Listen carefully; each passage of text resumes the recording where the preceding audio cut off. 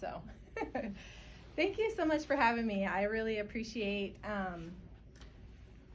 the invitation to come over here to Livingston. I really enjoy this area. It's so beautiful. You guys are so lucky to be so close to the mountains, and I just really love this area. So I'm grateful for this opportunity. I'll tell you a little bit about myself. I live in Belgrade. I've been living there for about 18 years now, and just really love this area. I have 4 children, and I've been gardening probably since I was old enough to pick a weed out of the ground. My mom, my grandma, all of our family were big into gardening. Kind of grew up in Idaho and then moved around a lot and then landed up here 18 years ago, so I'm really grateful for that. I've just grown up loving plants.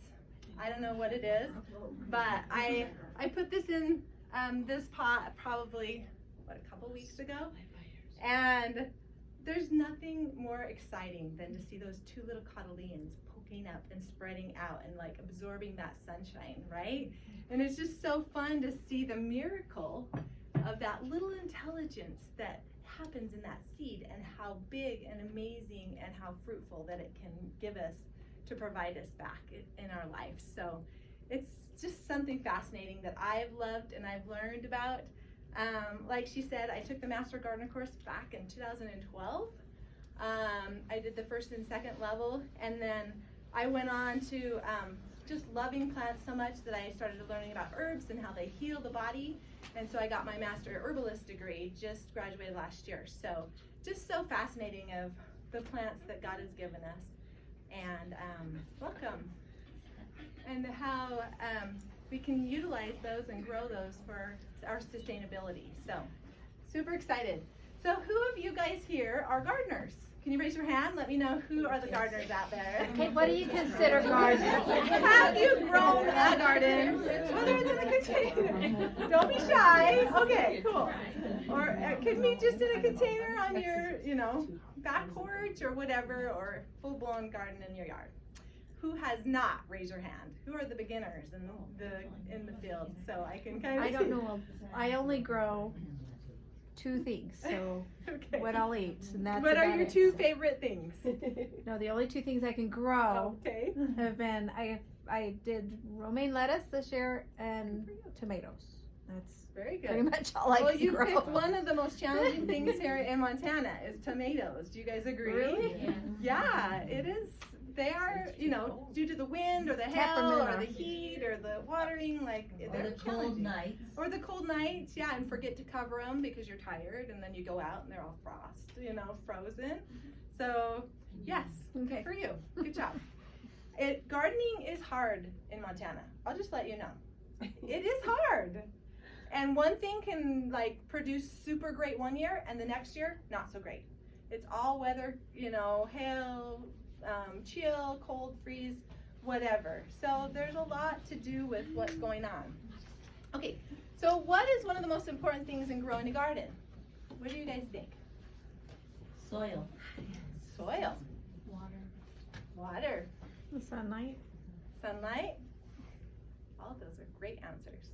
They're not right. The right one. Actually, you're right on. Soil is probably the most important. Why? Why would you guys say that? That's where the nutrients come from. Right. If it's not in the soil, it's not going to be in your plant. Exactly. The roots uptake the nutrients from the soil, and they go into the, up the xylem and phloem, and they give the body or the plant the nutrients, and then you partake it, and it goes and partakes into your body. So all those nutrients, if they didn't get into the plant through the soil, they didn't get them, right? So welcome.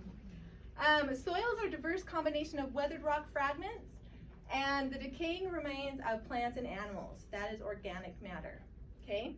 So in the gardener class, they say, you grow food in soil, not dirt. Everybody's like, oh, I gotta go plant stuff in the dirt. No, dirt's under your fingernails. We plant in soil. That's the nutrient part of where we plant. You guys all know this parable, right? Matthew 13 is where the soil really matters. right? We have a seed, this intelligence, the word of God, per se, in this parable. But it matters of where you plant that seed, right? You can toss it off to the wayside on the cement pad or the concrete or whatnot. Does it grow? It does not. So the wayside, the fowls come and they devour it up. Ooh, that's delicious. That's something that they would love to eat.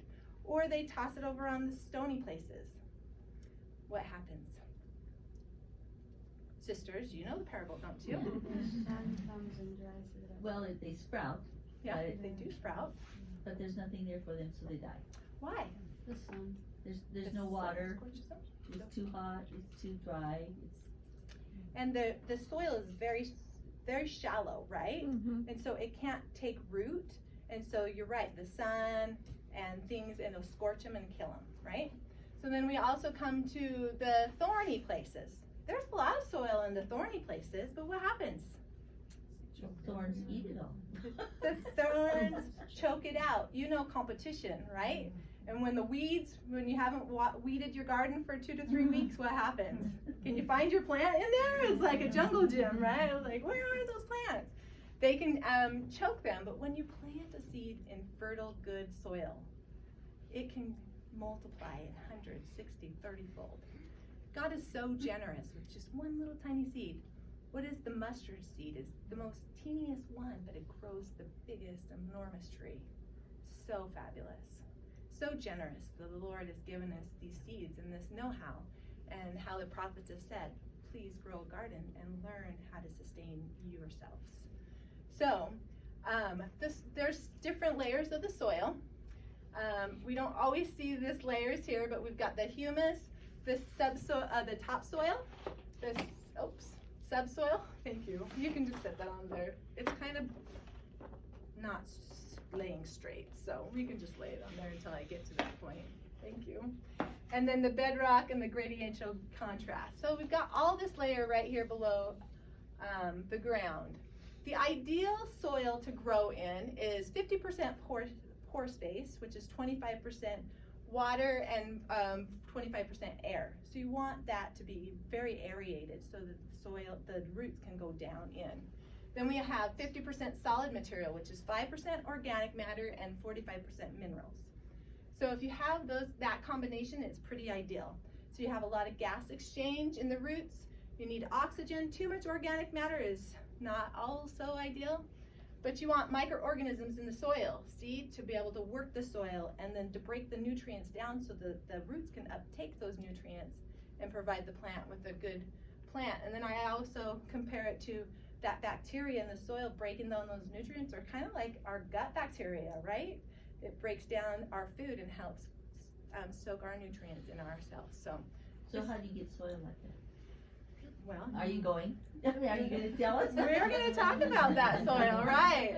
So if you look at your soil, it has a lot of bacteria, fungi, protozoa, actinomycetes, all this. It's almost like you're out playing in the soil. You may want some hand sanitizer when you come back in, seeing all this is in the soil. But that is amazing how it just breaks things down and it helps decompose and compost into the ground and recycle, right, back on the earth.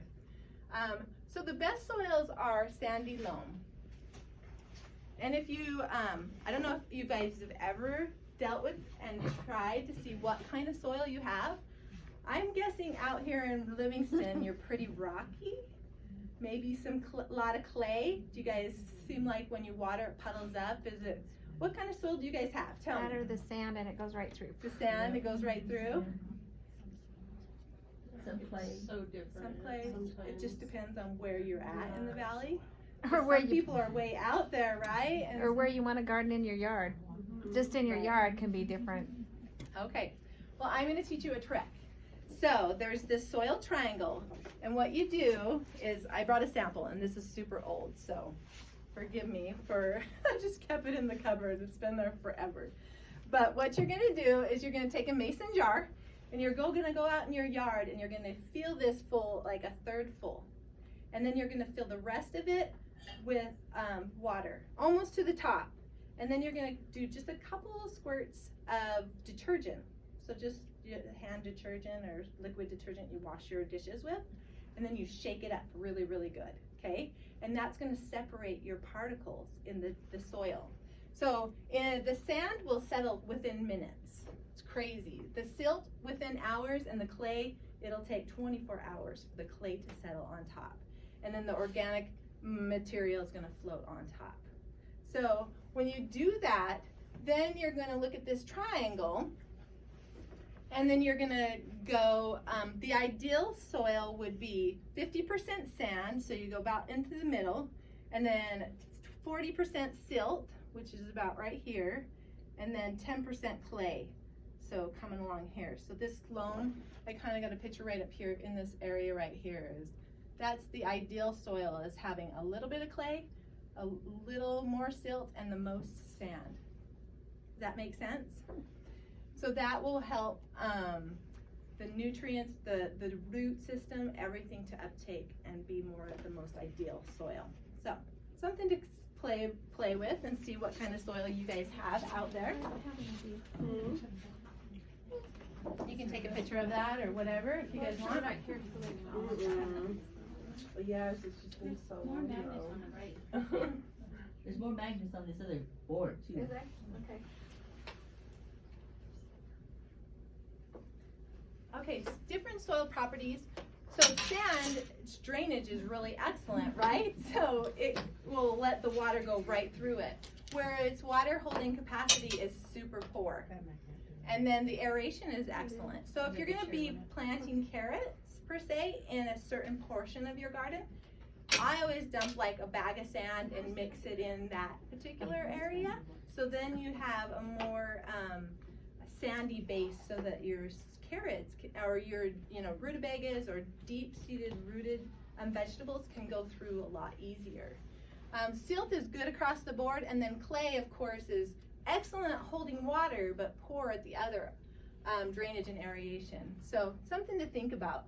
If you think about a sponge, the saturation point, if you have too much water, it's just backlogged and there's not much air space. So sometimes we love our plants too much. We water them too much. They even die if we water them way too much.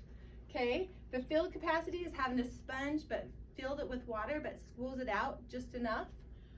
It's not dripping. And then we have the permanent wilting point is when all the water is squeezed out of that sponge and it wilts the plant because it just doesn't have any water. We're not going to touch too much on this, but cation exchange capacity is more of the chemistry, which we don't love to really deal with, but it's the soil holds positive charge to nutrients. So for instance, potassium is really uptaked by a positive charge. So you see in your soil you've got sodium, magnesium, calcium, hydrogen, and the certain soils will uptake and bond better to which kind of soil do you think has the best, they call it CEC or cation exchange capacity? Your silt. Silt? That's a good guess. Any others? You only have 3 choices. Come on, guys. I'll take sand. Sand? Anybody want clay? Well, clay that's the one. Clay has more surface area, so it's able to bond more to the nutrients. So interesting, huh? So acidity of your soil also makes a difference. Your pH. So on the litmus cell, 1 is acidic and 14 is very basic or alkaline. So most of Montana soils are between 7 and 9, which is more on the alkaline stage. Plants grow in gardens best at 6.2 to 6.8. So slightly acidic or slightly basic, but more not as where we are at the 7.9. And this is MSU's calculations. I don't know where they get all the samples from, but they kind of gauge it and do their studies. That's actually the same with your skin, Right. The same pH level is the best. Right on those Yeah. same marks? Yeah, right on Awesome. Are you an esthetician or? Yeah, one of the things I do, yeah. Very cool. Well, that's interesting.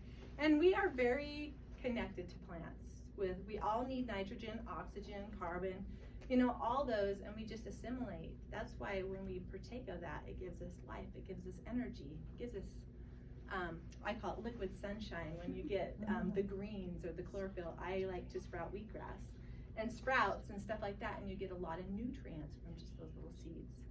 Actually, alfalfa sprouts are, when you plant them in the ground, their root system is so deep. You get so many minerals and vitamins from alfalfa. It's a pretty awesome herb.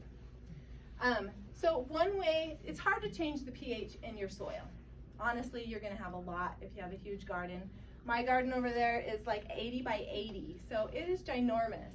So it's hard to be able to change my soil, right? So you can do the best you can, but like rainwater is acidic, so it's gonna help it become from 7 to 9 more to more of the 6 if you just pray for rain. Or do rain barrels, catch the rain from your rain gutters. Those are some really good ideas. And then just take up your watering can and go spray and water your plants. Sulfur will help decrease and make it more acidic if you add more sulfur to your soil, and lime will make it more alkaline. Depends on what you're wanting to grow, because if you want blueberries, they thrive on acidic soil. So it's really hard to maintain blueberries. One master gardener told me one time, if you want to try to grow blueberries, the amount of nutrients and love it's going to take to amend the soil, you might as well drive to Washington, go pick your own blueberries and come back, and you probably saved you some money. So, not to discourage you, you should all try it. I may try it at some point, but Wow. it's always fun to try something Well, I got different, 3 right? of my 4 plants alive, You but- still have but blueberries? don't have any blueberries. Well, that's a start, right? Well, it helps us to keep the birds off of them. Nope. You love to share. That's good. All right. I love to. Well, you share. It's always They're good. letting you share. You can also do a soil test, which is really interesting to see. Soil tests are great to know if you need to fertilize, if you have too much fertilizer, or if there's some deficiencies or toxicities in your soil. So one way to do that is you can go get a tulip planter or just a shovel, and you get 10 different locations in your garden, and you get about 6 inches, and you just dump it in a bucket and stir it up. And then, so you get a lot of the different variety of your soil composition. And then you just seal it in a Ziploc bag and you mail it over to a laboratory. There's one I did in Billings, and they tested my soil, and they came back with this awesome report. You do want to make sure, because a lot of the farmers use this for their fields, and you want to put it as square feet and not acres. So that's really important to do. So it was like $27.50. That was back in 2012, so I don't know if it's gone up, but it was pretty affordable. But they give you this report here that just says, yes, you have loam soil or clay soil or sandy soil. And then they said all the things that I was doing. So I have made some mistakes. We had a lot of horses growing up, so we would just take the manure, the aged manure, and rototill it in. Well, they said, well, that's not the greatest, because it has a lot of phosphorus and potassium and a lot of salts in there. And you don't know, sometimes you get hay from different places, and it has a herbicide residual that had been sprayed on it. So that will stay in your soil for quite some time, so just be careful. So good sources, in my report, they said my organic matter was 5.7, which 5% was good. So it was a little high, but not too bad. And then it just explains, like, my pH was 8.3. I had some salts.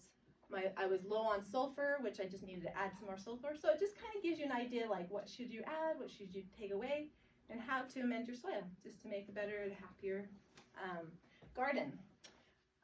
Mistakes I've made a lot. Every year you learn something new, right?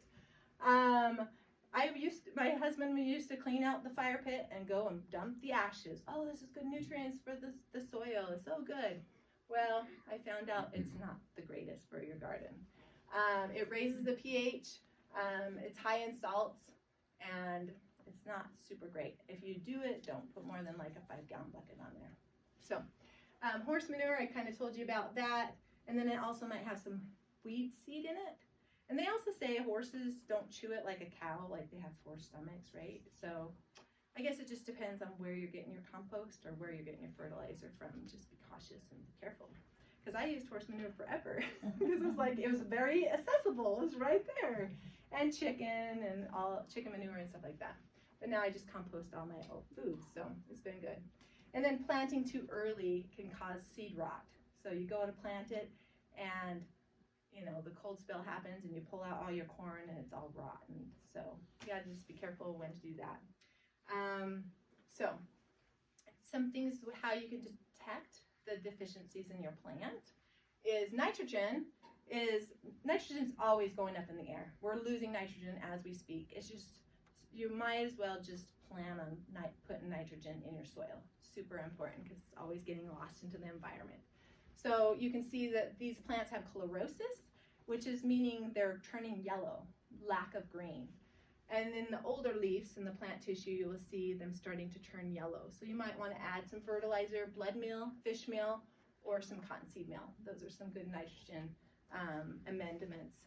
Phosphorus, that promotes good seeding and fruit, and it has the good to add that energy and maturation for the plant. So the phosphates are good, and bone meal helps to bring more phosphorus. You know how they say the NPK? They're always like, what do you want? NPK at 10, 30, 10? That's the fertilizer that they talk about at the greenhouses. So this, you'll see a deficiency in first turning the dark green with red and purple. So if you flip over, it's in the veins. So this you'll notice that if it's got a reduced size in the plant, poor fruit size and yield. So you'll see it decline. Oh, well, maybe we need to go put some phosphorus in there. So, and then of course potassium, it opens up the stomata and has that gas exchange in the plant, and it helps with new tissue growth and stem development, and the flavor of the fruit will taste really good. If it's not tasting super great, maybe you need to amend it with some potassium. And that one you can do the potassium chloride, potash, cow manure, or seaweed meal, which I use kelp. And then you'll see the molted chlorosis in the older leaves. So some kind of ideas. Your plant's going to talk to you if you just know what to look for. Kind of interesting, huh? And then we've got iron deficiencies. Sometimes the soil will have lots of iron, but it's just not assimilable for the plant to uptake if the soil is too high in pH. So there again, we want to bring our pH down a bit. This is really susceptible in raspberries, mountain ash, and crabapple, mountain ash, and more maple. So just some things to think about. I don't know. When I plant my little baby seedlings, I have this recipe. My friend just down the road works at the extension office, and she gave me this recipe. It's super awesome, and it works super great. I do 5-gallon bucket of mature screen compost. So I bring all my leftover scraps out from my kitchen. I eat a lot of salads, I eat a lot of fresh stuff, and so whatever we don't eat, I'll just go dump it in the compost pile. And it sits over time, especially right now, I don't stir it so great because it's frozen. But as it gets warmer and stuff, it turns, and I have a picture in here, super amazing. It's so crazy how fast this can decompose and turn to a beautiful compost pile. I add peat moss,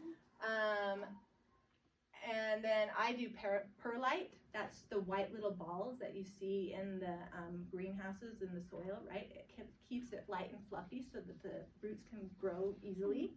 I usually do 1 gallon of sand and 1 gallon of perlite to mix it up, keep that aerated soil. And then 1 to 2 cups of lime, which will lower my pH, make it more acidic. 1 to 2 cups of bone meal, or I use rock phosphate for my phosphorus for the flowering. 1 to 2 cups of blood meal or fish fertilizer for the nitrogen, and 1 to 2 cups of green sand or kelp meal for the potassium. And then I add water. I just mix it all in my wheelbarrow, and then I make it to a nice consistency, and then I plant all my seedlings in it. It's super great. And then you got to be careful with compost. If I don't have enough of my own compost, I'll use this organic Tufel. I get it at Cashman's. It's pretty good. And then I mix it with the peat moss, which is just broken down wood chips. You got to be careful with some compost. If it says biosolids, does anybody know what that is? It's like a weird term, and you will probably gross out when you know what it is. Any guesses? Animal waste. What's that? Animal waste. No, worse. Human waste. Brand. They have right next to the sewage plant, they just gather it all up and they put it in bags and they sell it. And it, if you look at Gold's was the one that I started researching for, I was like, what does people eat? Not as great as animals eat. And then, you know, all the pharmaceuticals or whatever is getting put in that, and that's not so great for the plant. So just be careful what kind you get and what sources you get them from. So this is just a fun tip. Fertilizing lawns. If you're a big fertilizer, these are some tips on fertilizing. Low maintenance, Columbus Day. That's a good time to fertilize. Medium to maintenance, Memorial Day, Labor Day, and Columbus Day. And then if you're high maintenance, you're one of those like have a golf course lawn that's like perfectly green. You want to do early spring, Memorial Day, Labor Day, early October, and late October. So if there's any grass lovers out there, there's some good fertilizing tips of when. I know a lot of you guys had some questions, or at least I had a question from you guys of when to grow in Montana. When is the first day of frost and the last day of frost? Super important to know. They've gathered and did a lot of data on this. May 24th is the average last killing frost in the spring. I always think Memorial Day. Just right after May, you have your little long day holiday and then get in the dirt, soil, and play. September 16th is the average last killing frost in the fall. So give and take that, we only really have a 115-day growing season. What are some of the like longest growing seeds that you guys may plant? And so you're like, why aren't these growing? Why are they not producing? Like corn is a big one, right? Corn's the 100 and biggest, some yeah. days. That's a hard one to grow here. So what's that? Pumpkins, yeah, right. So things to think about before you plant, especially in Montana. If you look on the back, see the back packet, and it says, you know, 120 days. You can either start them inside a couple months early and transplant them into the garden, or maybe just pick something a little easier to grow and be successful, because we want you to be successful. Yes? So, like carrots and peas, things that are a little more cold tolerant, can't you plant them, let's say, the middle of May, because they've not probably emerged Right. until the 1st of June. Yes. So you can.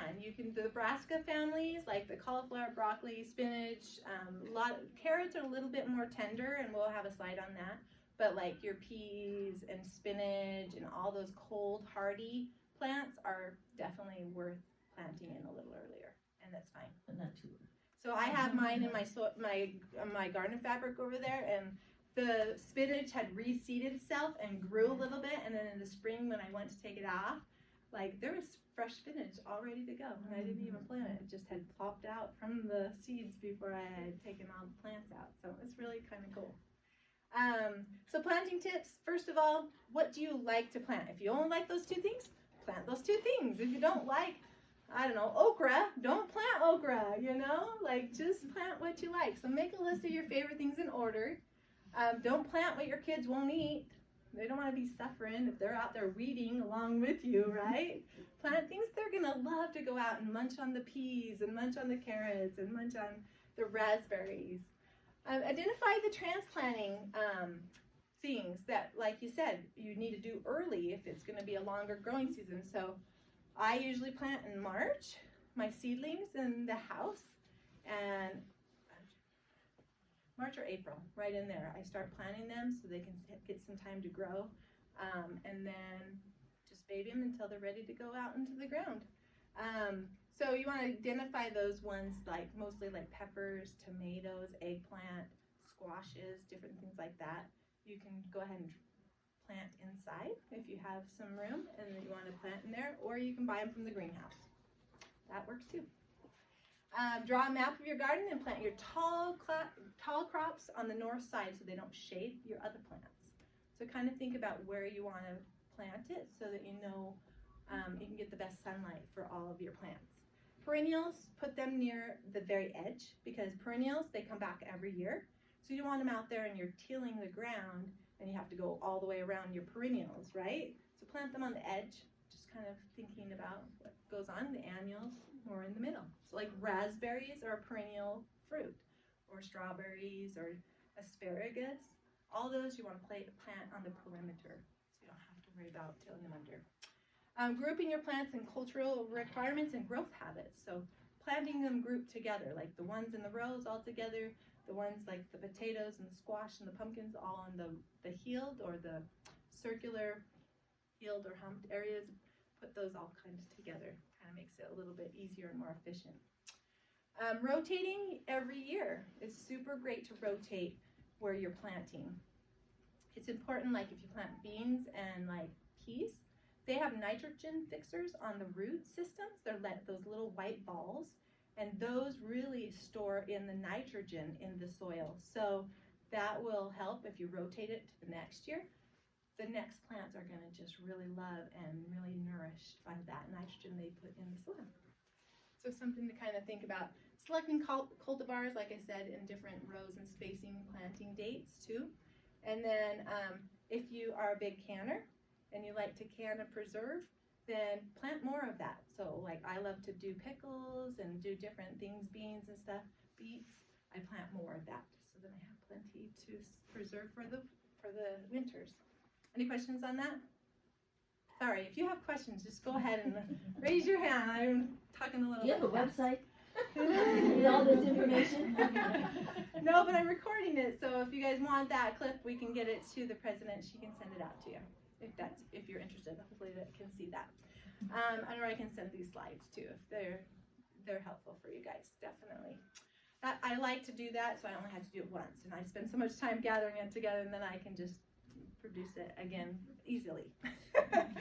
Okay, when selecting your garden site, again, you want it convenient to your house. You don't want it in North 40 out in the middle of your acreage.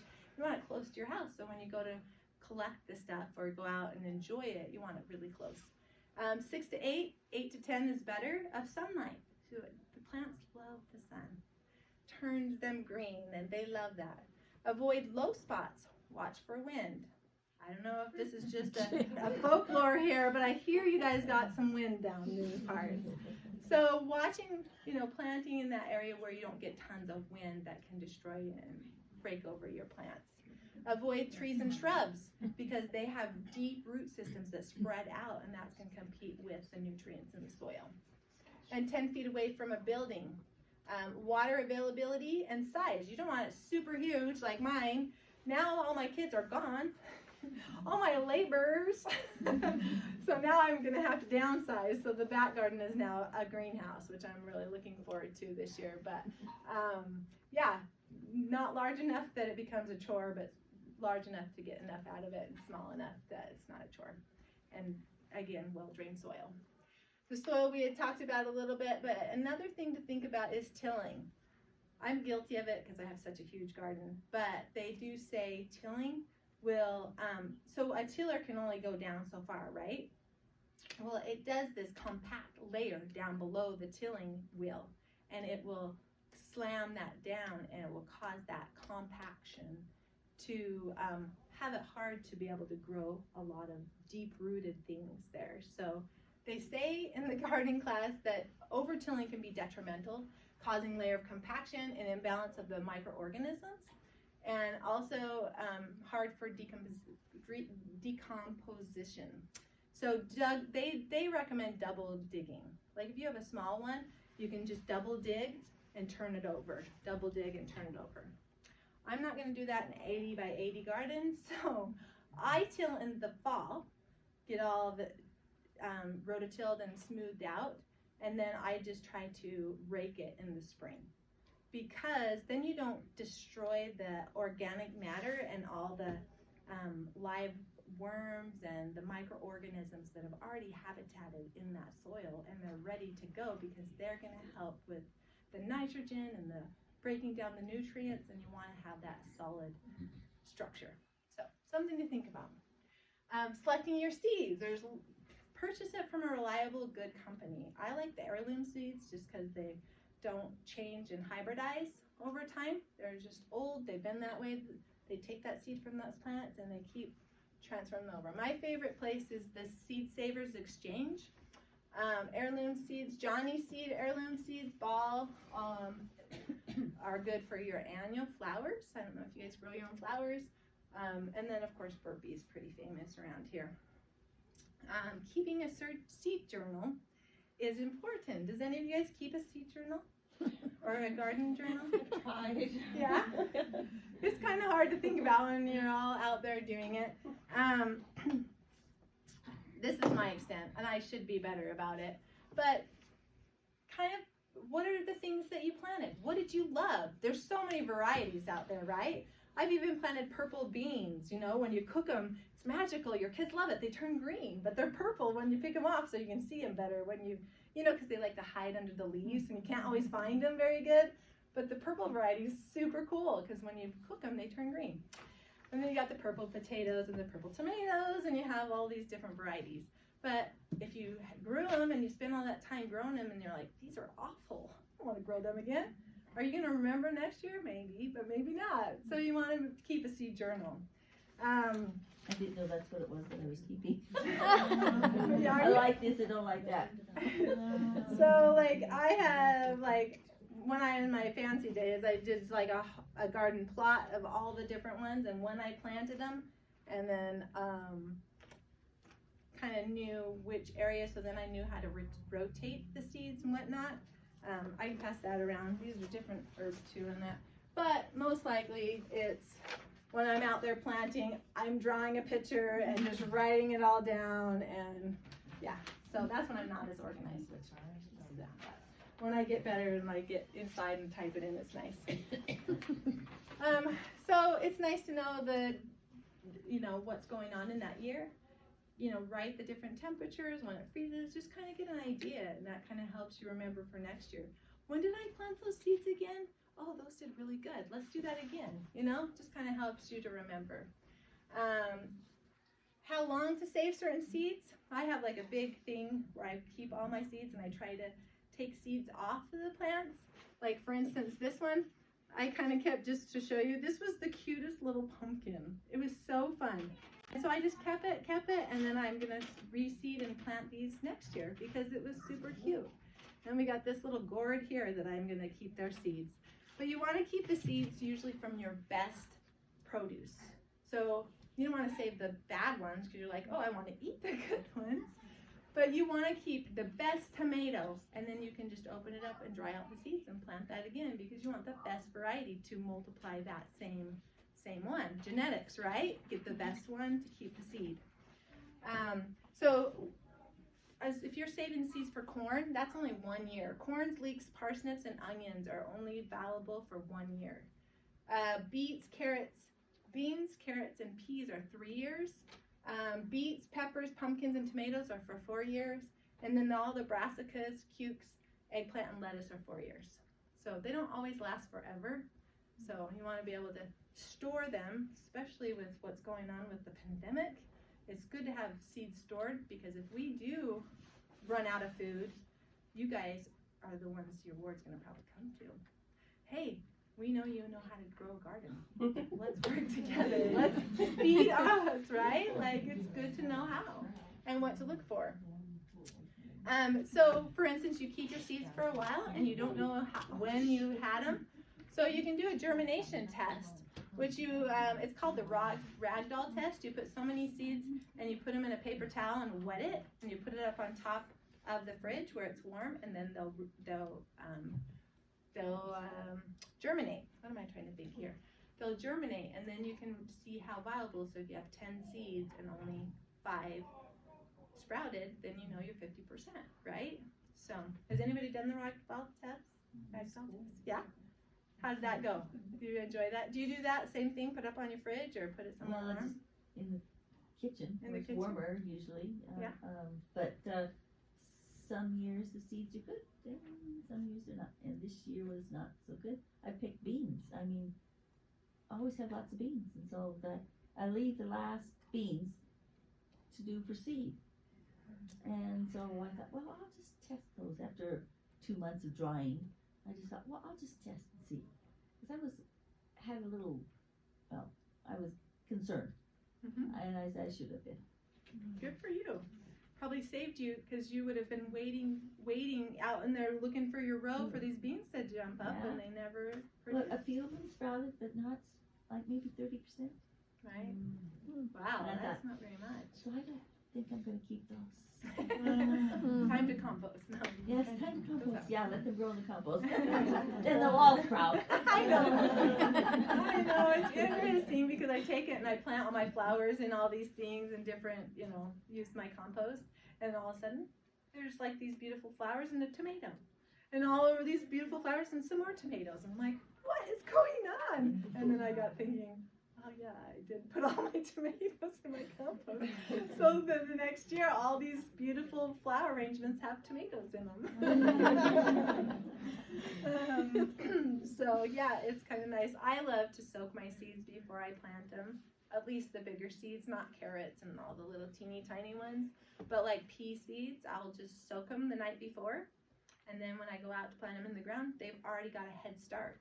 So they're like plumped up, and you'll see with the sprouts, that's what happens. It plumps them up, gets them started, and then they germinate a lot faster. So something to think about, like beans, peas, like those bigger seeds that are easier to plant. So direct seeding, these are things you just plant right in the ground.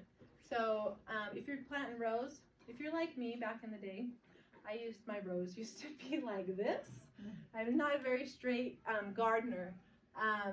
That is why I like the fabric now. It keeps me in rows. But if you want, you can plant a stake and put a string and then, hoe your little row and plant in there. It's easier to weed between those and to thin for spacing if you plant them in rows. Broadcast planting is wide rows. They're harder to weed and thin. So like people that use that, they're usually not first-time gardeners. But they'll use like lettuce and carrots and just kind of broadcast them out and around, just grow up. Hill planting, they just put them in a hill like cucumbers, squash, pumpkins, and plant them all in mounds. How deep to plant seeds. So say you get a seed packet doesn't have the instructions on the back. Usually the rule of thumb is 2.5 times the diameter of the seed. And that's how deep you want to plant them. Kind of something fun to think about. Have any of you guys used that seed tape for your carrots? Have you guys ever heard of that? Mm-mm. I tried making some. Did you? Did it work? It did, but it spaced them out too much. I didn't hardly get any. Because I thought, oh boy, they're going to be really good, And they did great. You must There have just big wasn't very carrots. many.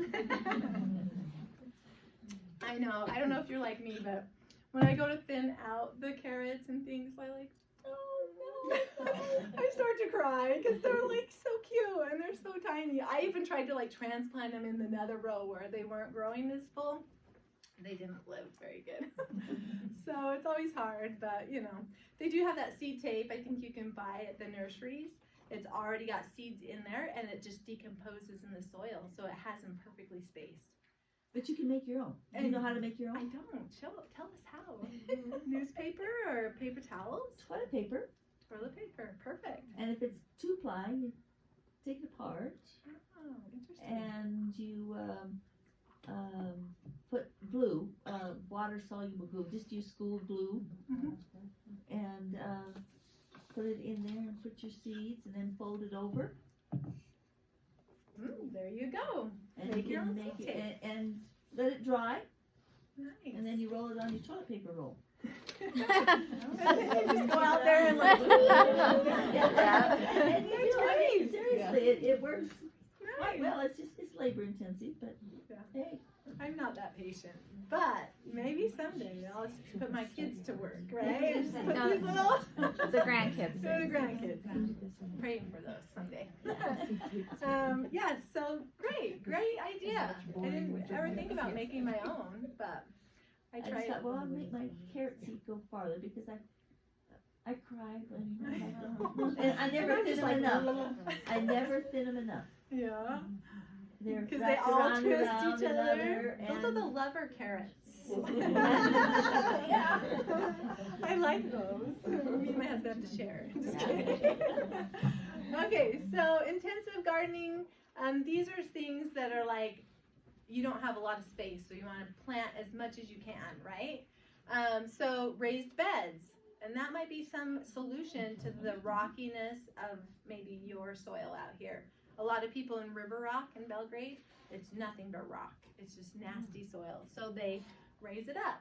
So some great benefits to raised beds are the soil is warmer, right? It's raised up a little bit. It's easier to work in. They don't have to bend down as far.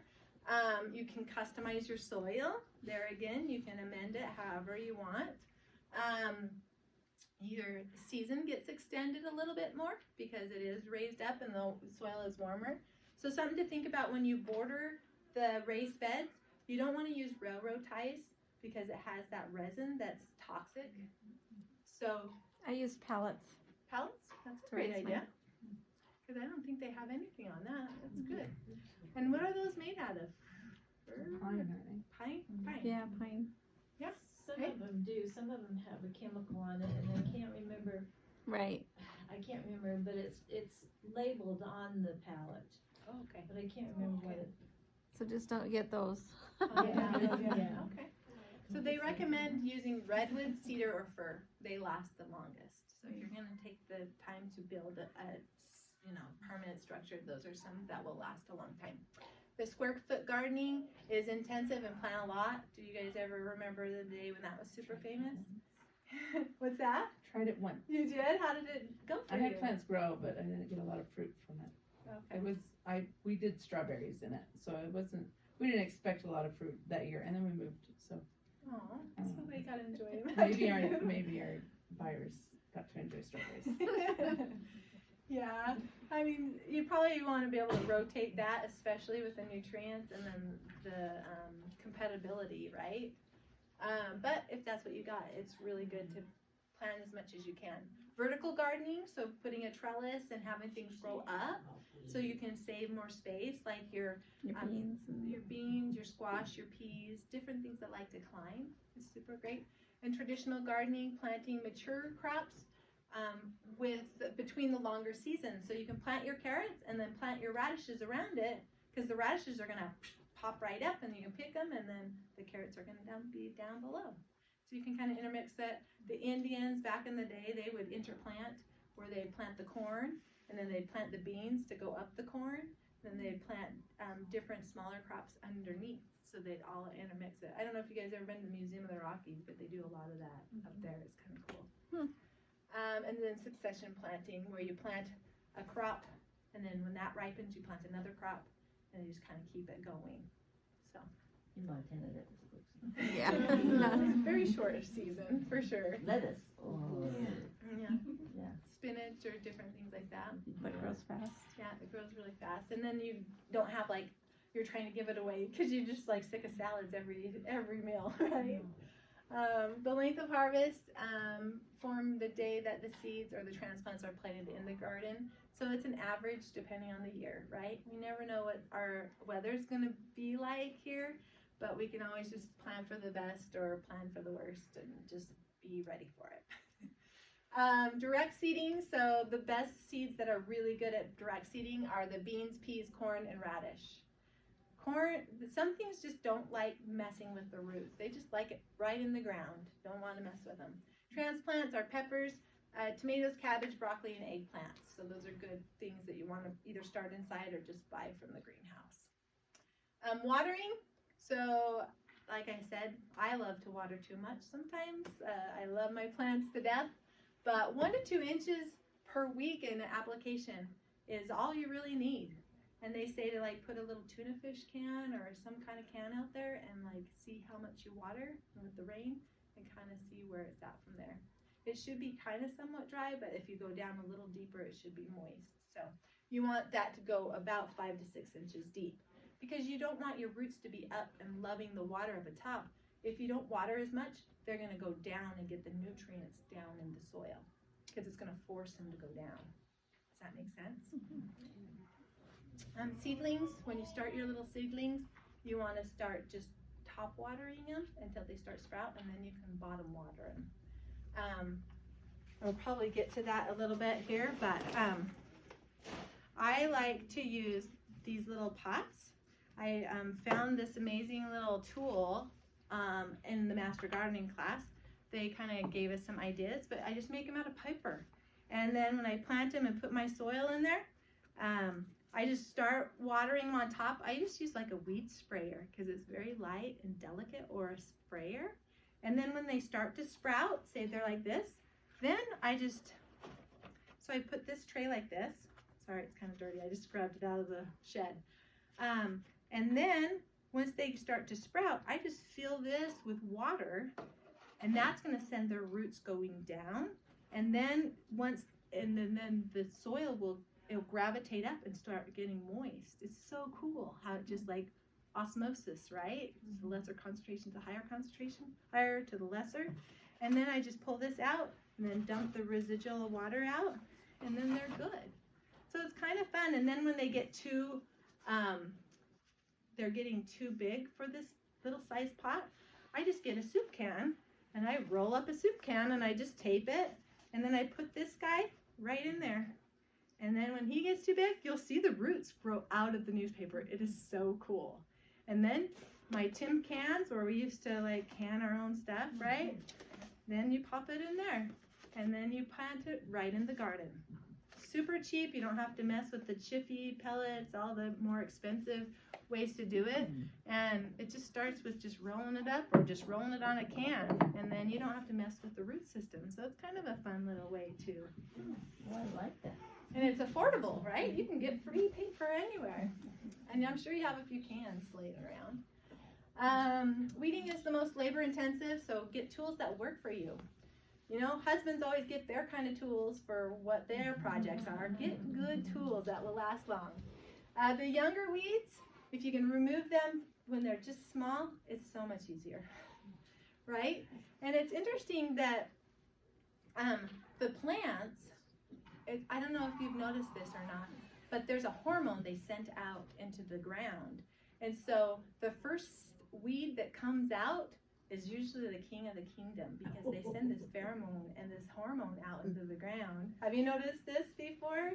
I don't know, you're joking about something else, but they'll send that out and they'll take over. You know, if you look in a field and you'll see all this certain kind of weed, they send that pheromone or that hormone out into the soil and they'll take over. So if you can get that right nipped in the butt right away, then you won't have so many multiple different kinds of weeds. Does that make sense? Kind of cool. Removing seeds before they get their seed head, right? Especially at the end of the season when you're harvesting and you're canning and you're doing all that. It's hard to, but you want to decrease that seed bank from spreading throughout, especially dandelions. They love my strawberry patch. So I'm trying to keep those out. Yeah. One thing I've heard of is just a couple layers of wet newspaper, just as a weed barrier, and then you can till it in each year, but it itself doesn't let anything really grow through if there's 3 layers. Cool. But That's a great instead of mulch. because I've never used the like black sheets or whatever, but Yeah, and I'll show you those too. You can pass them around.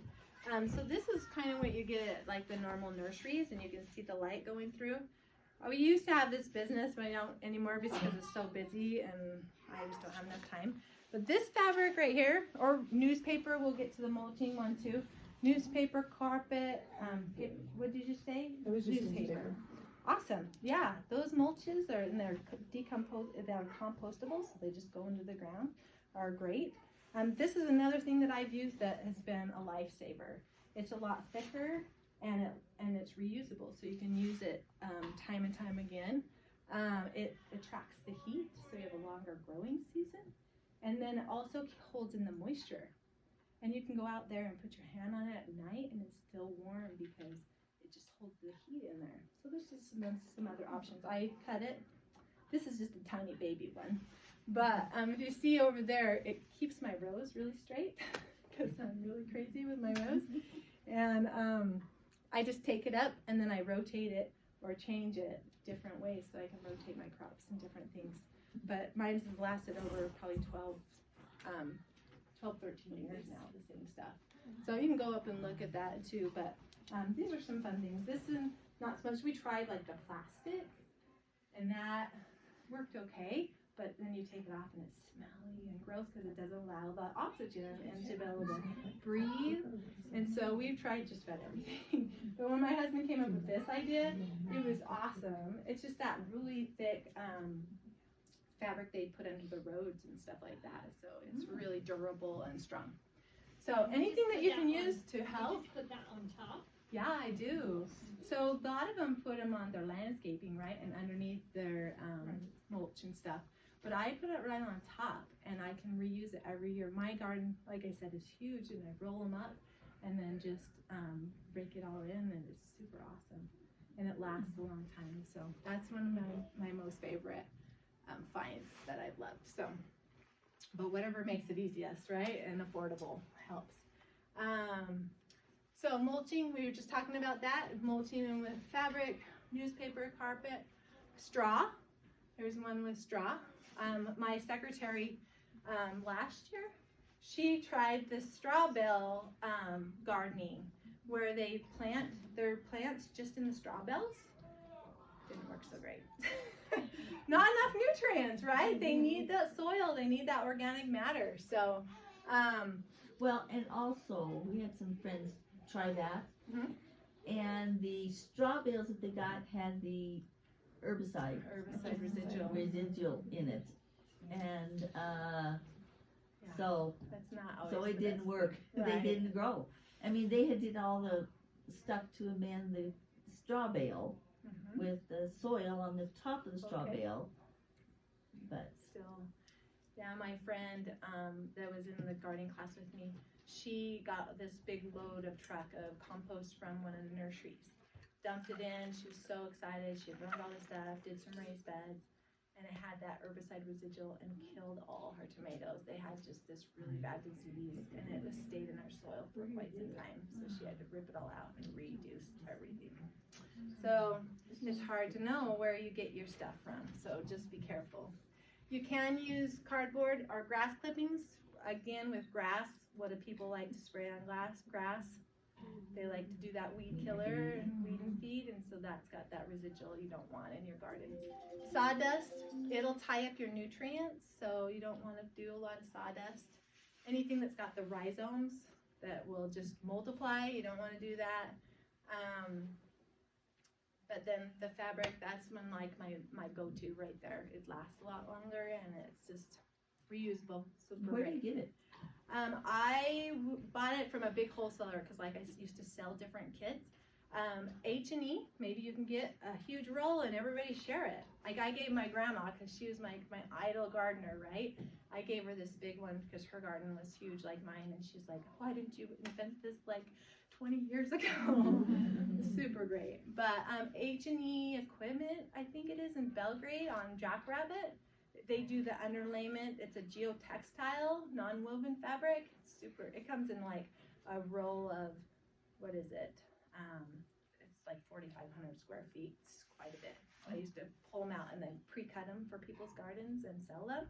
But I mean, it depends on the year of oil and whatnot, because it's a plastic resin, right?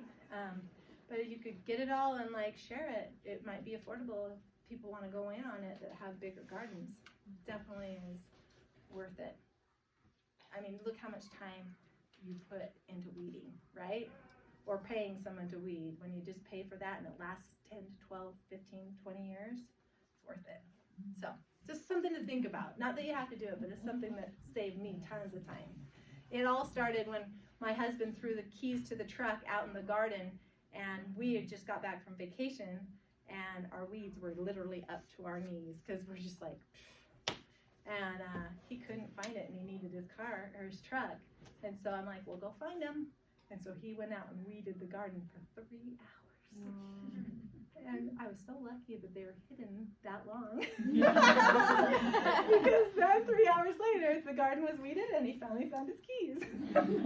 And he's like, I'm finding a solution to this. And so he found that. And so it's great. Season extension. So any way we can extend our season to grow longer, better produce. Cold frames or hotbeds or cloches or row covers also help hold in the heat and help it sustain for a lot longer. These are the cold frames or hotbeds. They put little panel windows on. Greenhouses. If you have a greenhouse, that will last. You don't have to cover at night, and enjoy starting your seeds a little bit earlier and then having a longer growing season in the evening or in the later season. But it's important. A lot of people are super excited about getting greenhouses, and then it's so hot in there, it bakes their plants. So you want good ventilation where you have fans and things that can move that air and keep things circulating so that you don't get such a hot area that you need to keep that air flowing. And then create that wind so that the plants can have that structure to hold strong, right? Because you don't want this. If I don't put wind, or I put a little fan on my weed in my seed things, you just put a little fan and it keeps that resistance so that it doesn't get leggy and just fall over. Because especially with the wind out here, they get to be very strong plants. Because of that wind, it makes them strong. But if we grow them inside and we don't give them that resistance, they're gonna just flop when they get out in the elements.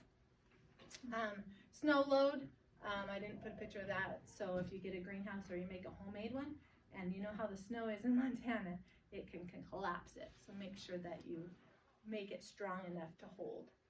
And then fans to move the air and keep it moving and growing. Crop rotation again, many diseases happen when you don't rotate and keep things going. And it reduces depletion of the soil too, because certain plants put more or different things in the soil. So rotating things are super important. Container gardening, say you don't have a lot of space, you live in an apartment or whatnot. You can still enjoy the beauties of growing your own garden. I swore, my kids swore they would never garden after having to weed our garden, which very little they had to do. But my daughter got married 2.5 years ago, and lo and behold, she lives in an apartment, but she has this little strip right by the front of their apartment, and she asked the landlord if she could start planting some seeds in there, and he let her. And she was so excited when she brought me her cucumbers and zucchini and all this, and that just made my heart so happy. That I did teach them something that they remembered. But if you don't, you can go ahead and do it in pots. Avoid using black pots because you want the soil to not be super, you want to keep the roots cool because they dry out a lot faster because they're just in these little pots. And you don't want them super big that it's going to freeze, you got to move them inside or move them in the garage, and they're too hard and too heavy. Especially when you water them, they get a lot heavier. So those are kind of some fun things. Starting seeds. So I said, can I? Yeah. This last year, tomatoes. Yeah. I want tomatoes. Yes. They're long season. So Kelly and I, my daughter-in-law and I, decided we would take these 5-gallon buckets because they have big roots, you know, Yeah. and so a little pot wasn't going to cut it. And so we took the 5-gallon buckets and we just drilled holes in it and set it in the garden. And so I just had to be sure and water them because they would drain out pretty fast. Right. But anyway, come frost, it was easy to pick that bucket up and put it in a building, in my greenhouse. Very cool. And it was nice and it was good because they were able to have their root system and be tall too. Cool. That's awesome. It worked good. Because you could move them in and out and just have them accessible right there on your patio or something close. Well, it's just in the garden area. Or in the garden area. Yeah. Very cool. These are great ideas.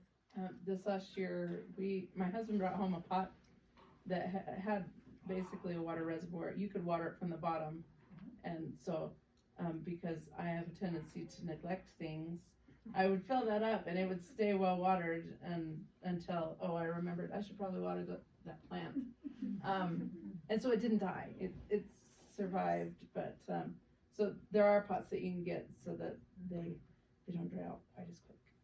Yeah, that's a great idea. Just have a little plate underneath them, and then you just fill Yeah. the It was reservoir there. a plastic pot, and it had a spout actually underneath. for cool. watering it down there. Interesting.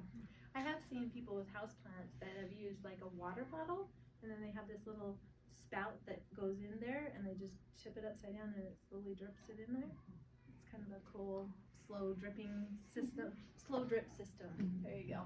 But that's cool. Get those. Those are nice to be able to not have to monitor it and water it all the time. So transplants, if you're gonna try, just grow some seeds inside the peat pots, the Jiffy pellets, the salt, the soil blocks, or in flats. You could just fill this whole thing with soil and just pluck in a whole bunch in there, and then you can transplant them out. Or like this, you don't even have to worry about the roots, and it's just all ready to go. So that's been super easy. Okay, roots of transplanting can be damaged. So tomatoes do not love, especially when they're in those plastic containers and you're like trying to finagle them out of there.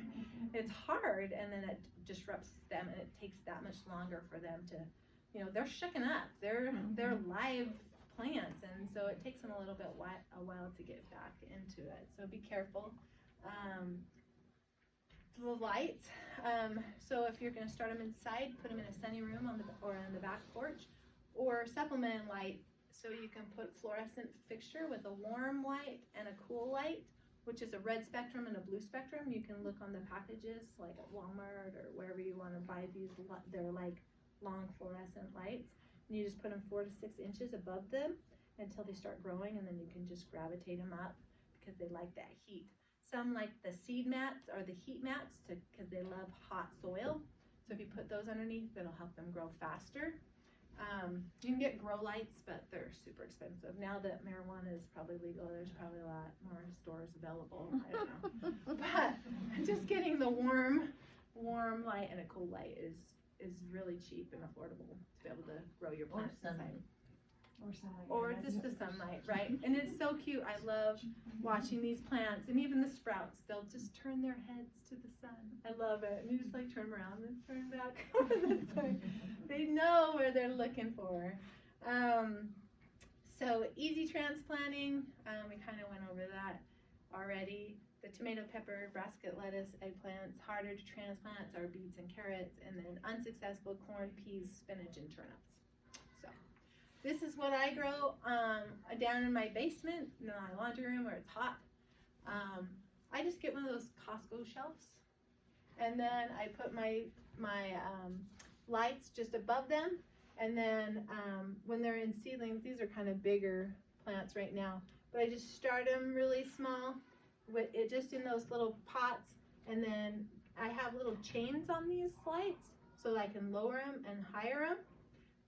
And then I leave these for the bigger plants, but then I just gravitate and chain and just make them as tall or as short as I need them. And then I don't know if you can see the fans. Usually I have the fans clipped. There's one on the side so that it gives it, and I'll just rotate the fan up and down so they get the breeze and they get that resistance. And then, what do I want to say?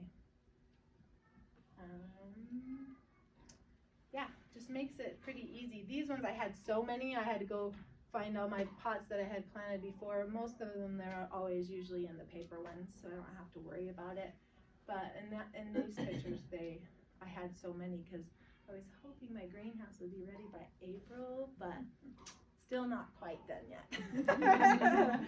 So unfortunately, I planted all these and they didn't. I had to plant them directly in the ground, so it's okay. It worked out great.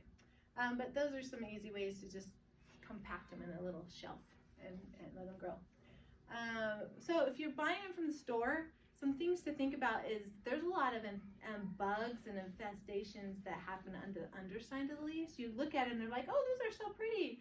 And you take them home and then they start getting all these like fungicides and things like that. So you want to shake them when you're out there and just make sure that there's not things hiding underneath the leaves of them.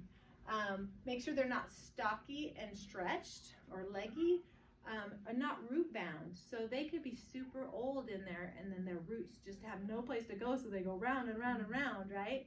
If you do end up getting those, the best thing to do is take them out of the pot and just take a knife and cut so that the roots will be able to branch out instead of just stay root bound. So just, it's gonna set them back just a bit, but just cut. And that's sad because you don't wanna hurt them, but it's the best thing for them so that they can reach out and grow. Because no insects are too old. And then it's always so nice to go and get tomatoes or peppers that have the flowers on them. Because what? We're so excited, they're gonna start fruiting. But it's actually more detrimental to plant those in your garden because it takes a while for the root system to get established and get going. And so the energy, when it starts to flower, all that energy is wanting to go to the fruit and go to the flower. But when you transplant them, now it's like, what do I do? What do I do? So if you just pinch them off, I know it's sad, but it'll make it a more happier, healthier plant. So if you can get it in the ground, get the root system established, then it'll start fruiting and flowering and doing much better. Do you ever plant your tomatoes, like say you buy a tomato plant and you've got your just like a 4-pack, so they're not very old, but there still might be 6 to 8 inches above the soil. Have you ever planted that full, like, say they're 8 inches, have you ever planted that 6 inches of the stalk under the ground? Yeah, we're gonna talk about that. So, good job. They're trench planting. You're probably just digging deeper, right? Right. And putting them in there. There's even a better way to do it is because they love the heat so much, is laying them on the I have side. done that too. Have you? Okay, cool. Tell us how that worked. Did that seem to help a lot better? Yeah, it made them look really strong. I mean, basically all of those little tiny fuzzy starts along the stem or stalk of the tomato plant, those turn into roots. So you like quadruple your root system instead of just planting just the soil pack of the 4-pack. Yeah, it's beautiful. That's awesome. Yeah, I learned that in the Master Gardener class, and it's been amazingly different with my tomatoes. I don't understand what you guys said. Okay, I have that up here. Okay, let me go to it really quick. Maybe you can't see it. I'll pass this around. But, so what you want to do is, okay, Well, So- just draw a little picture. okay, Oh, I don't know you that there's a do it thing. because you're probably better. There's Oh. no, Oh, there's Oh, none? it's in the closet. Oh, it's in the closet. Okay, so here's the the clock? soil pack right here. Back in my drawers. And here's the stem, right? And then it has some branches and some leaves, and then it has the top, right? So what you want to do is you want to pick all the stems off till about this high. The leaves off. The leaves and the stems, there might be some yeah, stems or okay. leaves too, and which is sad, but you want to just pinch them off or just clip them off. And then you're going to want to dig a trench, and then a bigger one where the ball or the root system is right there. And so dig it, put the roots right here, and then you can amend a little bit in the soil right here with some nutrients, and then just cover the little stem with the soil, and then you just very carefully bend the top up. See how it does it like right here? And you just have those leaves in the top of the plant right there. They love the heat, and like she said, the little hairs on the stem grow roots. And so they'll just multiply the root system, which will make it super strong and make it more fruitful. So So that's the purpose of planting them that way. the trench planting, yeah. And and you can dig them deeper and then they can grow that, but they love the heat from the sun and the warm soil. So if you trench plant them along the top, they get that heat a lot more. and is it just tomatoes that you do that with? Uh-huh. That's all that I have done it with. How that I know deep do you go with your trench? of. How deep? Not very deep. Not very deep. So like 1 to 2 inches. But you have to dig it a little deeper for the root ball. Yeah. Just put that in there, and then I put a little nutrients, and then you just have to be very careful to just tip it up, and then you just kind of compact it a little bit so it holds it. And it's hard because you don't want to like take all of that off, but she's absolutely right. It's all those hairs grow, and it's pretty awesome.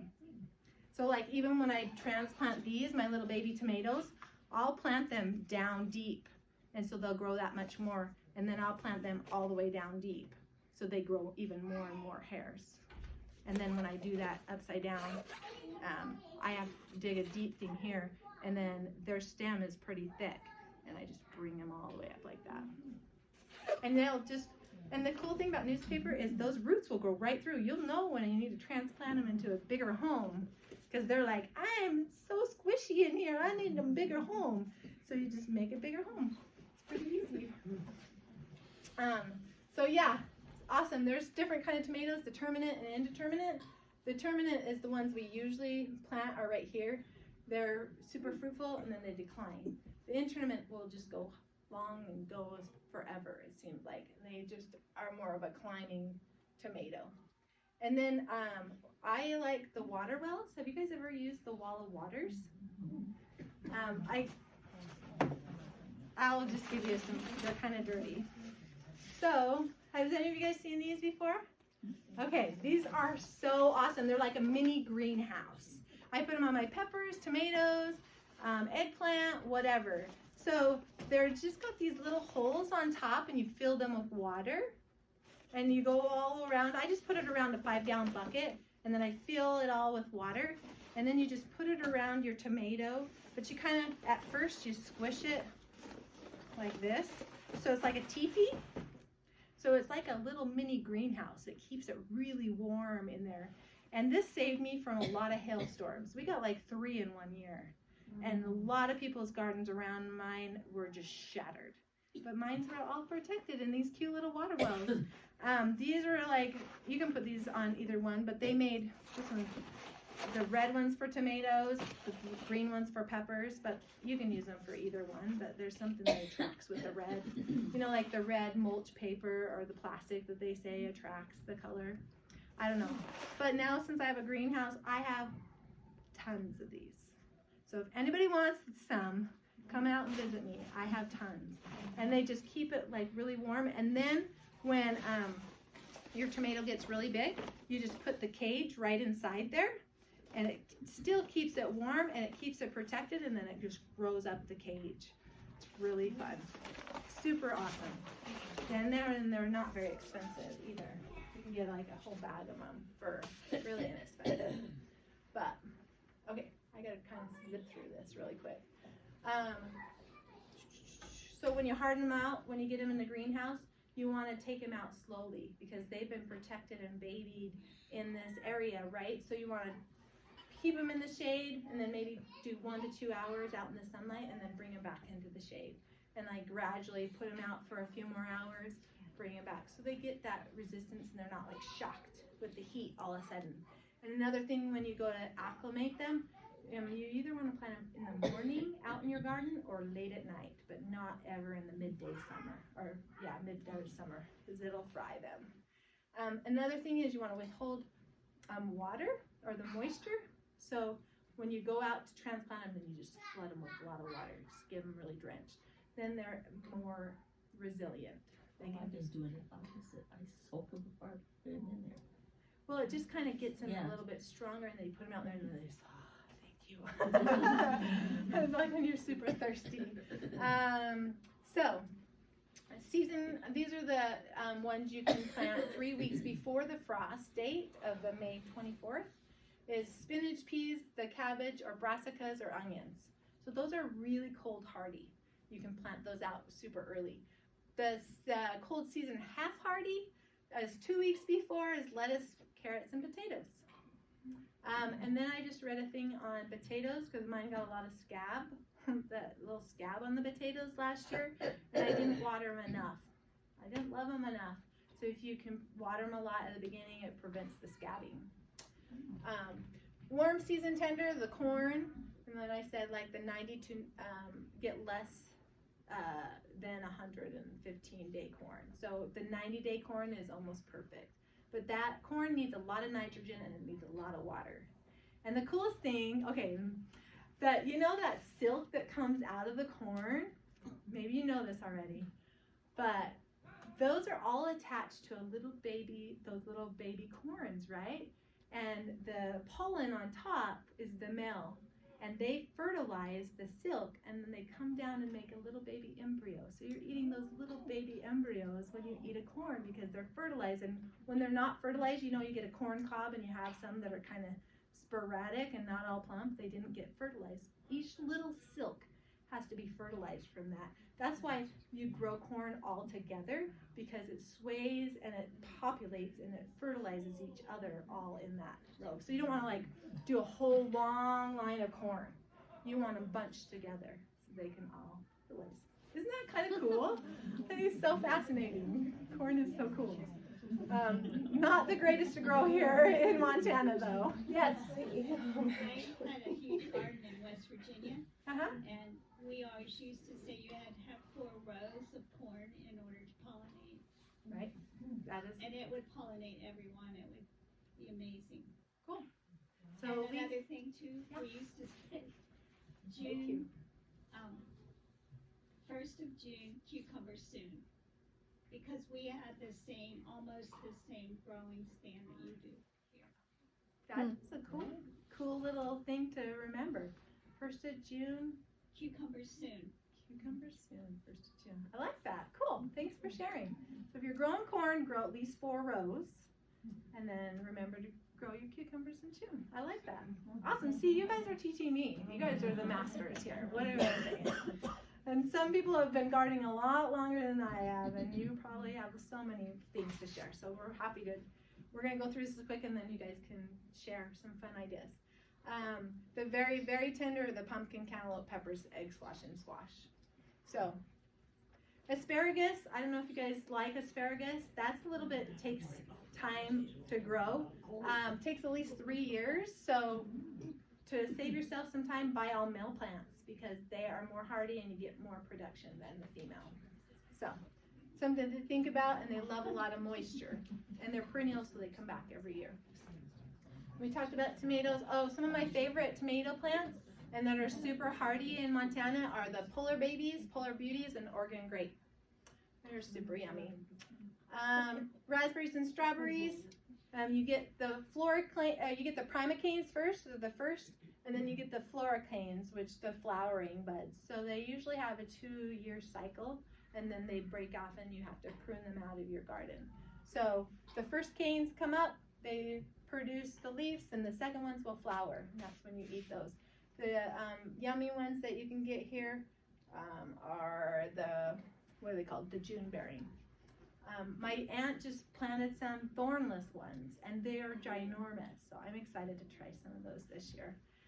Strawberries are so yummy. If you want big, huge strawberries, then you'd want to take the runners or the stolons off and just let it produce the main plant. But if you want them to be smaller, just let the runners and the stolons go out, and they'll just reproduce. The cool thing about the fabric that I learned is a super good tip, because I grew strawberries and the grass is so competitive, right? It just grows and grows and grows, so you're always weeding out the grass. So I took the fabric and I just laid it down, and I poked just a teeny hole, and I popped that stolon in. Well, how I noticed it is the strawberries would come and they would pop their stolons out, and they'd uproot in the fabric. And I was like, what are you doing? Pop you out, put you back in. You need to stay in your row. But no, they would just pop out, and their roots were so strong, they'd just grow right through the fabric. So I was like, this is a cool idea. So I just laid that thick fabric and just planted a teeny little X and planted the bare root strawberry or the stolon in there. And then they just plopped, and they would grow on top of the fabric. So you didn't have the competition with the grass anymore. That took me years to find out, so hopefully that'll save you some time. And then they have the June bearing, ever bearing. Different varieties are super great. So this is my compost bin. I use pallets for that. You can do several ones for your greens and browns and your mixture pile. So I just throw it all in here and then turn it, and then look how beautiful you can see. It's just gorgeous. Yes. Are the strawberries perennial? Yes. Yes, they're super And good. is there any tips to like overwinter them? I Like if you have them outdoors, yeah, mine are all outdoors. and do you do anything special to get them ready for winter, or just the snow keeps it warm enough? Yeah, and they're usually the ones that are super yummy in the spring because they're ready to rock and roll. Yeah, I don't do much with them. I'll like take all their leaves and structures off and get them all ready, but yeah, they're super yummy. So compost if you can. reutilize that nutrients and recycle that back in the earth. Things you don't want to compost with are bones, butter, meat, cheese, cow manure, or dog and cat manure, fish, mayonnaise, oily stuff. So just think about putting the plants back into the ground. You can cook crush up eggs, the eggshells and newspaper and paper towels and all that kind of stuff decomposes. Not milk or grass clippings if they have the sprayed herbicides. Different reasons of you don't want to attract other animals to it. Although my dog loves to go out there and eat it, and her coat is really black and slick, so she must be doing good. And compost piles do not smell. My husband, we got, I don't know, a long time ago, I think the landfill here in Bozeman was giving out those black containers, and we went and got one, and Tom says, I wanted to get it. And he says, put that out there, the neighbors are gonna all hate you because it's just gonna smell terrible. It does not. It does not. It does not smell. Very good. That's awesome because you must have a lot of oxygen and rotating it, and not being able to be all mucky and gross. Well, I don't know, you dig in, put your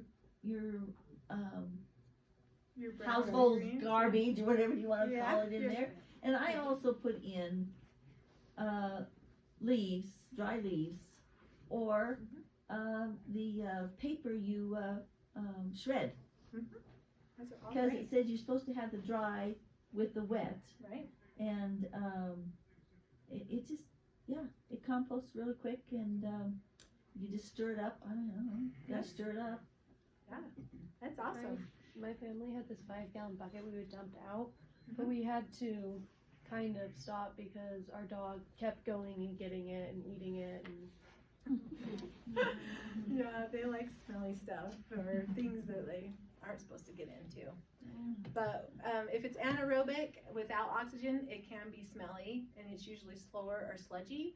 But if it's aerobic, it has more oxygen, then it will decompose faster. So yours must have a lot more oxygen so it doesn't smell as bad and it's not stinky. Your ratio of brown and green material, so your brown material is your carbon and your nitrogen is your greens. So you do 30 parts of brown to 1 part green, and you just kind of mix that up. And you don't have to be to a science, you know. I have bags of leaves that I had collected, and I just kind of rotate those in and put a little of my compost from my kitchen scraps and greens, and then just kind of churn it. It's pretty easy. It's not a super science, but the heat will create it inside. That's why you turn it, and then it just compost and heat. You know how you see some of those haystacks burn? They're composting because they're so hot inside. Sometimes they'll just ignite.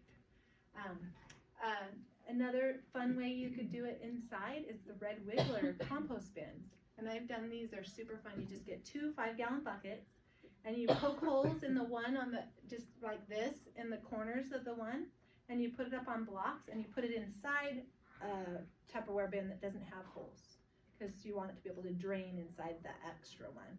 And then you just put in your browns, like shredded paper or cardboard, and then you put some soil on, and you put your greens or your household stuff, and then you layer it again, kind of like a lasagna, some cardboard, some paper, some greens, some just scraps. Then you can go to Uncle Jim's farm, and you can just get like 1,000 worms. They're pretty cheap. And you put them in there, within 90 days, they have doubled in size. And you just put the lid on, and you poke the holes in the lid so they can breathe. And then you just put your compost in there. When it's cold outside and you don't want to have to go outside, you can put them in there. And then you can put the worm castings in your garden. And that's a big thing right now. They're expensive. For a little thing of worm casting is expensive, so you can just grow your own, or you can put those worms into your garden. So it's really cool. Super easy. If you have any other questions and you want to research yourself, you can go to Montana Extension or MSU extension.org and just put in your question here, and you can get a lot of these guides, different ones like Heirloom Vegetables in Montana Gardeners. Gives you all of that online. You can look up Planting Successful Gardening, Home Gardening Vegetables, and it'll tell you all the ones, and it tells you The perennials, what plant, what time, day, spacing, rows, all of that right here. Herbs, different herbs that are great to grow in Montana. Those are all listed in here. And those are all just online. You can look up and the research is up there and available. And then last but not least, sorry, I'm a few minutes late. I'm so sorry to keep you guys. But I wanted to send you guys home, and your Really Excited present was so great to allow you guys to take home your own little garden. Like if say you can start gardening today. So cool. So this is what you're going to be growing. These beautiful alfalfa sprouts. I had to protect these from my family. Literally the last couple days, the boys, my oldest is like, Mom, can I eat these sprouts? Like, no, those are for my class. And then it goes to the fridge because this one, you know, after it gets grown to a certain length, you can put them in the fridge and it'll stunt the growth and it'll last longer. And so he's out there trying to like poke in here and eat them. And I'm like, no, those are for my. So he goes to the fridge and he's like, oh, there's more sprouts in here. Can I have these? And I'm like, no. And so they took a little bit, but they've already grown already. But anyways, I had to protect them and keep them for you guys. So you come up and enjoy them. Unfortunately, my mung beans are 2 days over past due. So they're a little leggy and longer. They're really good and they're ready to plant. But 2 days ago, they were really lush and plump. And mung beans are my favorite. So there's mung beans. They're just a little bit more starchy and a little bit more crunchy. They're really good. But this is a salad mixture. It's got some radish, so it's a little bit spicy. It's got the alfalfa, mung beans. It's got a lot of different ones. So you can see how cute they are. Try them. You can see. And then here's alfalfa sprouts in a different way. These are super economical and affordable. These are really fun, and you can stack them. So I have like a 3 or 4 stack spraying trays that you just plant them like this on the counter, and then you can stack another one and another one and another one. So you can have garden all year round. It's really bright. So it's kind of a fun way to take home and just enjoy on your salads, on your sandwiches, just eating them. They're super nutritious, especially sprouts. They have all that nutrients, and they're just like, and just a handful a day is like super good. Your body will be loving you. So I have some sprouts right here. I'm going to tell you, if you want to pass these out, it has the recipe right here.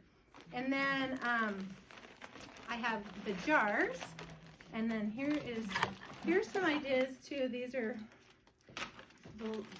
different ones you can buy online that are like the mung bean seeds, and then a salad mixture, and like radish, different ones like that. Just comes in these little cute broccoli. They're super cute and yummy to eat. They're so cool. Anyways, there's lots of different ones you can eat and you can get, but they have these wonderful lids that you can take, and then jars. You'll have to just go home and wash them. But what you do is you'll just you'll put the seeds and you'll cover them and soak them overnight, okay? 8 to 24 hours. Just soak them overnight and in that jar. So wash it, soak your seeds directly in that jar, and put your sprouting top on top. And then you'll just rinse it, and you'll swish it around, and then you'll just let it drain out. And the best thing to do is like roll up a towel on the side right here, and then you can let it drain because you'll want the water to drain out of it. And then for the first little bit, you just cover it like this. See, just super easy, because seeds like to be dark. So you just cover it like that, and 2 to 3 times a day, you'll just water it. So I usually put it right by my sink so I don't forget. So just rinse it, water it, and then cover it. So you do that 2 to 3 times a day. Morning and night's fine too. And then you'll just start to see them sprout. You'll see them, yeah, all those go to them too. And then you'll start to see them sprout a little bit, but it's funny because they're yellow. They're etiolated. So they're They haven't seen the sun, right? So as soon as you see them start to just sprout the little leaves, then you just put them out in the sun. And like within that day, the chlorophyll will pop in there and their leaves will turn green. This is so awesome. So hopefully you can enjoy that. Come up and taste them. I have a lot here to try and taste. And if you have any other questions, you can totally ask. Does anybody have any fun gardening stories they want to share while they're passing out the gardening stuff? Did you guys learn anything tonight? Hopefully you learned a little something new. I hope it wasn't too boring with all the soil talk. My husband's like, that's going to be so boring for them. I'm like, No, it's important. You know, another thing for sprouting, if you only have one jar, if you have a regular screw thing, old nylon over the top, yeah. Or cheesecloth. or cheesecloth, Yeah. so you can have more than one jar. They You can do. have mung beans, and you can have alfalfa and all that kind of stuff. See, you should be up here teaching the class. No. They do sell different lids that have bigger holes, like for the bigger seeds, like the kidney or the mung bean and different things. So you can buy like a seed lid kit. But this one is perfect because you can use this for all of them because it's got the small holes. Or the cheesecloth and all that. That's perfect. Awesome. Thank you. Yeah. Do you guys have any questions? You guys? Mandy? Yeah. Like to get your alfalfa seeds, the things that you can sprout, you just, I'll teach you. I ordered mine online, the Handy Pantry. Just organic seeds. You want to get them at a good place that have good seeds, right? Yeah, you can buy all sorts of varieties. They're super fun. And you can just start growing them right now. I grow flats of wheatgrass. I know, it's crazy. You probably have buckets of wheat in your food storage. Just put your soil on the flat and then just put your wheat and sprinkle it on with a little layer on top. And this grass looks fake, like super green. And it just starts popping up. It's not very long. And it grows about that tall, and you can just cut it and put it in your Vitamix or your blender and juice it out and then strain it. And that is pure liquid sunshine. There's so many benefits from wheatgrass that are so powerful, like good for your intestines, your blood, your circulatory, everything. So good. That's okay. Plant the wheat in soil? Yes. I planted my garden and do wheatgrass all summer long. Just go out and clip a few and put it in my fruit drink in the morning. It's super great. So, awesome. Thank you so much for having me. I hope you learned a little something, and I hope you enjoyed Come it. up and try some of the sprouts or whatever. Yes, come up and eat some. I saved these for you. So please, so my son's not like, they didn't eat any. Take some, enjoy them, and go plant them tonight. Do you want me to push stop? Mandy? Yeah. Oh, do you want to try one? Mandy? Let me push stop.